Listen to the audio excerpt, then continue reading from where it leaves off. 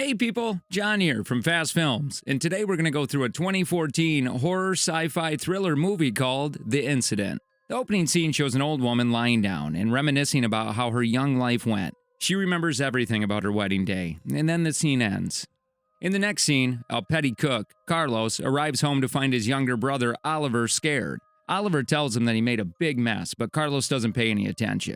Carlos informs Oliver that he has gotten the money they wanted and everything is in motion. He goes to the fridge to take a drink, but Oliver keeps telling him about the problem at hand and begs him to forgive him. Just then, a cop named Marco enters and declares the duo under arrest.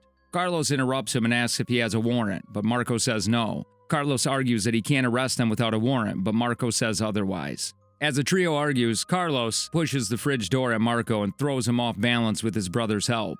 The duo starts to run down their apartment complex stairwell, but Marco chases after them. Marco shouts at them to stop, but when they refuse, he fires a shot that hits Carlos in the leg, causing him to fall immediately. Upon shooting Carlos, Marco seems surprised by his own action and drops the gun. The trio is then startled by a loud explosion in the distance that shakes the entire building. Marco orders the brothers to stand up and follow him to the police station so Carlos could receive treatment there.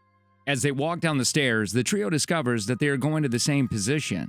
Marco is confused and tells the brothers to wait while he investigates the problem. He runs down the stairs and soon comes back to where Carlos and Oliver are. The trio realizes that the stairs are endless. Marcos accuses them of drugging him, but they deny it and say that they are together in the problem. To confirm his theory, Marco drops a key down the stairs and he sees the key dropping back down.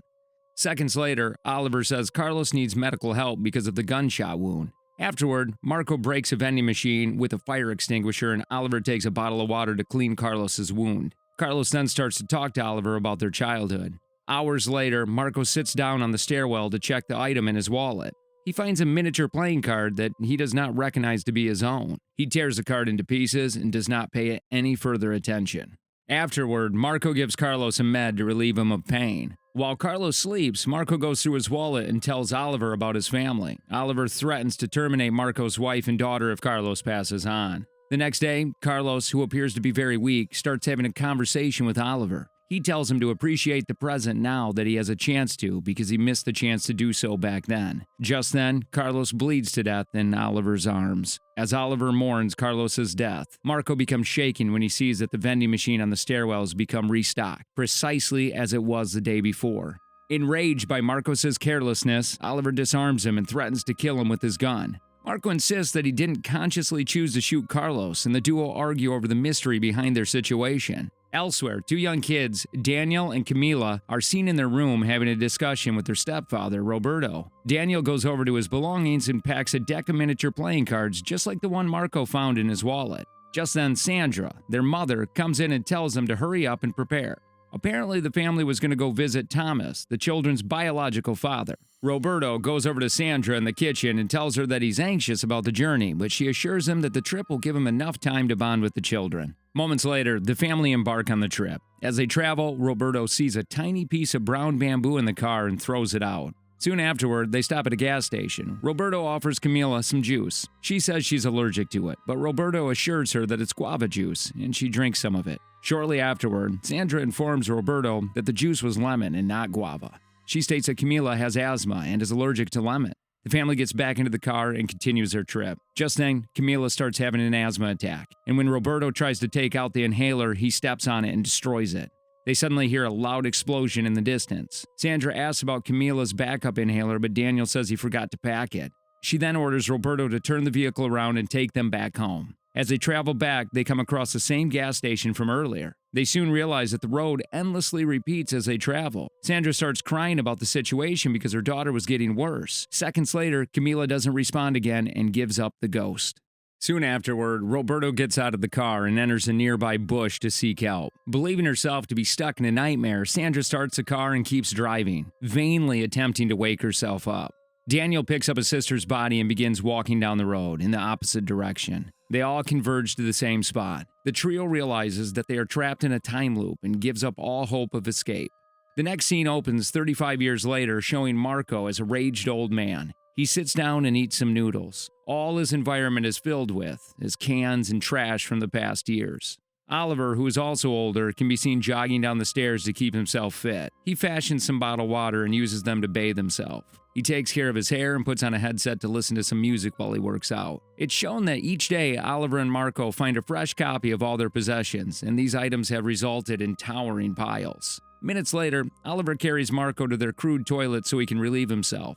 Soon afterward, Oliver puts a paper mask on Marco and he also wears one on his head too. He then leads them in a worship ritual. The duo sits in front of Carlos's skeleton and chants some words in another language. Marco then tells Oliver about his daughters. He says they'll be old now. Oliver carries Marco to his bed space so he can sleep. Just then, Marco says he remembers and starts saying the words, Marco Antonio Molina. The next scene shows an old Roberto and Sandra on the highway. The location is filled with trash from over the years.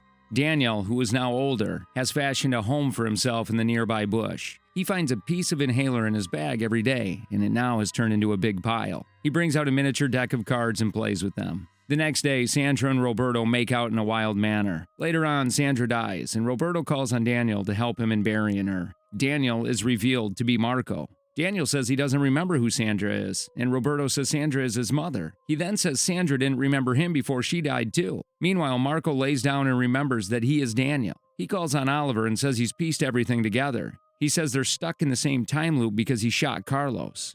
Back at the highway, Daniel and Roberto bury Sandra's body. Roberto then falls down and says he remembers everything. He starts telling Daniel the story about his past and says someone warned him to write his name down because he will forget, but he said no. Roberto says his real name is Ruben and not Roberto. He narrates that in 1949, while he was on a field trip, he and his friend Juan couldn't get back to their canoe. The instructor decided to take them on a green bamboo raft. Just then, the instructor had an accident that affected Juan. This causes Juan to bleed to death on the raft. Roberto and the instructor stayed on the raft for 35 years without seeing a glimpse of hope. They traveled on the raft and couldn't see land anywhere around them. When the instructor is about to die, Roberto says he told him how to get back to land, and that is the same thing he's telling Daniel now. Roberto explains that the instructor also lived on a moving train for 35 years.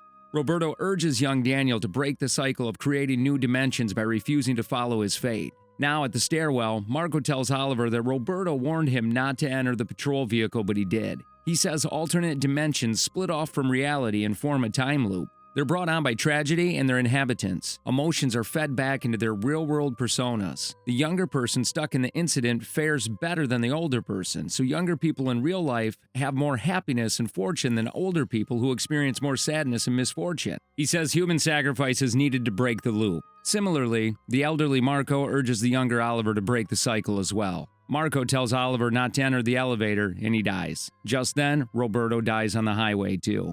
Multiple flash scenes show the characters' real lives, taking positive and negative turns. While both Daniel and Oliver initially hesitate, they end up following their fate against the advice they have received. Daniel enters the police car and becomes Marco, off to arrest Oliver and Carlos.